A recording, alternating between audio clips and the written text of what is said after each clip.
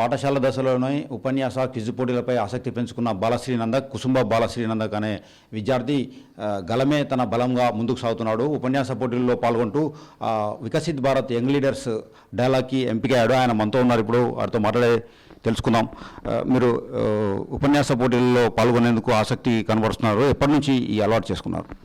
Actually 2025 ఢిల్లీలో భారత్ మండపంలో Viksit Bharat young leaders dialogue 2025 అని ఒక ప్రోగ్రామ్ జరిగింది సార్. అది నేషనల్ యూత్ ఫెస్టివల్ ఇంతకుముందు ఉండేది, దాన్ని ఎన్హాన్స్ చేశారు. దానిలో భాగంగా దేశంలో ఉన్న యువతలో వాళ్ళ ఐడియాస్ తీసుకొని దానిని వికసిత్ భారత్ 2047ని ఎలా బిల్డ్ చేయాలి, బికాజ్ 2047 వచ్చేసరికి యువతే అప్పటి పౌరులు, యువతతోనే భారతదేశం అనేది వికసిత్ భారత్ అనేది బిల్డ్ చేయాలి.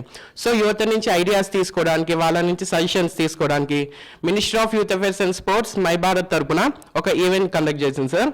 దానిలో భాగంగా మొత్తం 30 లక్షల మంది క్విజ్లో పాల్గొనడం జరిగింది ఫస్ట్ లెవెల్. దాంట్లో నుంచి సెకండ్ లెవెల్ కొంతమందిని ఎంపిక చేసి 10 టాపిక్స్ ఇచ్చి వాటిలో ఎస్సే రైటింగ్ రాయమన్నారు. దాంట్లో నేను సెలెక్ట్ చేసుకున్న టాపిక్ వచ్చేసి వికాస్ బి విరాసత్ బి. 2047 భారతదేశం వచ్చేసరికి మన డెవలప్మెంట్ ఎంత ఇంపార్టెంటో మన కల్చర్, మన హెరిటేజ్ కూడా అంత ఇంపార్టెంట్. బికాజ్ వేరే దేశాలతో కంపేర్ చేస్తే భారతదేశానికి యూనిక్నెస్ మన హెరిటేజ్, మన కల్చర్, మన నాలెడ్జ్. సో దానిని ప్రిజర్వ్ చేయడానికి నేను ఆ టాపిక్ ఎంచుకొని ఎస్సే రైటింగ్ రాయడం జరిగింది. దానిలో భాగంగా సెంట్రల్ యూనివర్సిటీ ఆఫ్ హైదరాబాద్లో డిసెంబర్లో స్టేట్ లెవెల్ పీపీటీ ప్రెజెంటేషన్ ఇవ్వడం జరిగింది. దాంట్లో మొత్తం తెలంగాణ నుంచి ఈ టాపిక్లో ముగ్గురిని సెలెక్ట్ చేసి నేషనల్ లెవెల్కి పంపించారు. అక్కడ మొదటి రోజు వచ్చేసి మేము ముగ్గురం కలిసి తెలంగాణ తరపున ఐడియాస్ ఇవ్వడం జరిగింది. దాంతోపాటు మొదటి రోజు కిషన్ రెడ్డి గారిని కూడా కలవడం జరిగింది. కిషన్ రెడ్డి గారు కూడా ఐడియాస్ని మెచ్చుకొని ఎంతో సలహా ఇచ్చారు, ప్రోత్సహించారు.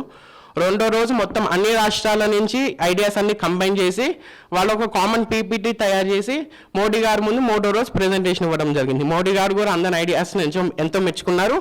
ఐడియాస్ జనవరిలో ఇచ్చిన 6 నెలల లోపే సెప్టెంబర్లో జ్ఞాన్ భారత మిషన్ అని ఒక ఇంప్లిమెంట్ చేయడం జరిగింది central government ministry of culture కింద. దానిలో భాగంగా మనూస్క్రిప్ట్స్ కానీ ఏన్షియన్ నాలెడ్జ్ని కానీ వాళ్ళు ప్రిజర్వ్ చేసి ట్రాన్స్లేట్ చేస్తున్నారు. మీకు స్ఫూర్తి ఎవరు? నాకు స్ఫూర్తి వచ్చేసి మన ప్రధానమంత్రి నరేంద్ర మోడీ గారు సార్. ఎంతో చిన్న ఛాయ్ అమ్ముకునే స్టేజ్ నుంచి మొత్తం గ్లోబల్ లీడర్గా ఎదిగే స్టేజ్ని నన్ను ఎంతో ఇన్స్పైర్ చేయడం జరిగింది. బికాజ్ నాకు ఊహ తెలిసిన నుంచి మన దేశ ప్రధాని నరేంద్ర మోడీ గారు. అప్పట్లో 2014లో సిచ్యువేషన్స్ ఎలా ఉండేవి, ఇప్పట్లో సిచ్యువేషన్స్ ఎలా ఉండేవి, మన దేశం ఎలా ఎదుగుతోంది, అసలు చిన్న గ్రామం ఖమ్మం అనే చిన్న ఊరు నుంచి యూత్ని తీసుకొచ్చి ఢిల్లీలో ప్రధానమంత్రి గారితో ఇంటరాక్ట్ అవ్వడం కానీ, సెంట్రల్ మినిస్టర్స్తో ఇంటరాక్ట్ అవ్వడం కానీ ఎంతో స్ఫూర్తి ఇచ్చింది సార్ మోడీ గారు. ఎన్ని వేదికలపై ప్రసంగించారు, ఏ అంశాలపై ప్రసంగించారు? ఇప్పటి వరకు నేను వచ్చేసి ఫస్ట్ నాది స్టార్ట్ అయింది మాత్రం Viksit Bharat young leaders dialogue sir. తర్వాత యూత్ పార్లమెంట్ కానీ, తర్వాత మై భారత్ బడ్జెట్ క్వశ్చన్ కానీ, తర్వాత వికసిత్ భారత్ యువ కనెక్ట్ ప్రోగ్రామ్ అని చెప్పి మమ్మల్ని యూత్ ఐకాన్స్గా సెలెక్ట్ చేసి మినిస్ట్రీ ఆఫ్ యూత్ అఫేర్స్ వాళ్ళు మొత్తం కాలేజ్లలో ఇంటరాక్ట్ అవ్వాలి యూత్ తోటి. బికాజ్ మమ్మల్ని కొంతమంది సెలెక్ట్ చేశారు 3000 మందిని. బట్ మా 3000 మందితో ఆగిపోకూడదు. చాలా ఎంతోమంది దేశంలో ఉన్న ఎంతోమంది యువత కూడా ఇన్స్పైర్ అవ్వాలి. దాంతో భాగంగా వికసిత్ భారత్ యువ కనెక్ట్ ప్రోగ్రామ్ అని చెప్పి మెదక్లో కండక్ట్ చేయడం జరిగింది. మీ లక్ష్యం ఏంటి? నా ఫైనల్ లక్ష్యం వచ్చేసి మెయిన్ గోల్ అయితే వికసిత్ భారత్ 2047ని బిల్డ్ చేయడం. దానికి నేను ఎంతో తగిన కృషి చేస్తాను. నా మెయిన్ గోల్ వచ్చేసి మన కల్చర్ని, మన హెరిటేజ్ని ప్రిజర్వ్ చేయాలి. దీంతోపాటు నేను సివిల్ సర్వీసెస్కి కూడా ప్రిపేర్ అవుతున్నాను సార్. ఇక్కడ ఏం చదువుతున్నారు మీరు ఇప్పుడు? నేను ఇప్పుడు central tribal university of Andhra Pradesh విజయనగరంలో బీఎస్సీ జియాలజీ 4th ఇయర్ చదువుతున్నాను సార్.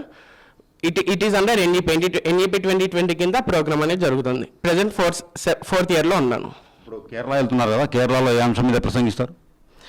ఇప్పుడు మనకి మధ్యప్రదేశ్ గవర్నమెంట్ వచ్చేసి ఆదిశంకరాచార్యులు అద్వైత సిద్ధాంతాన్ని ఇప్పుడు ప్రజెంట్ ఉన్న యూత్కి కల్చరల్ ప్రిజర్వేషన్లో భాగంగా చెప్పడానికి కొంతమంది దేశవ్యాప్తంగా 50 మంది యూత్ని సెలెక్ట్ చేసి కేరళలో ఉన్న చిన్మయ ఇంటర్నేషనల్ ఫౌండేషన్ అనే ఒక ఇన్స్టిట్యూషన్కి పంపించడం జరుగుతుంది. మొత్తం ఇది 10 రోజుల ప్రోగ్రామ్ సార్. దాంట్లో ఆదిశంకరాచార్యులు కానీ, సిద్ధాంతాలు కానీ, మన అద్వైత వేదాంత కానీ, సనాతన ధర్మం గురించి యూత్కి నేర్పిస్తాను. భారతదేశ సంస్కృతి సంప్రదాయాలను కాపాడుతూనే 2047 వికసిత్ భారత్ 2047కు అందరినీ సమన్వయం చేసి అదే లక్ష్యంగా ముందుకు సాగుతానని బాలశ్రీనందక్ చెప్తున్నారు.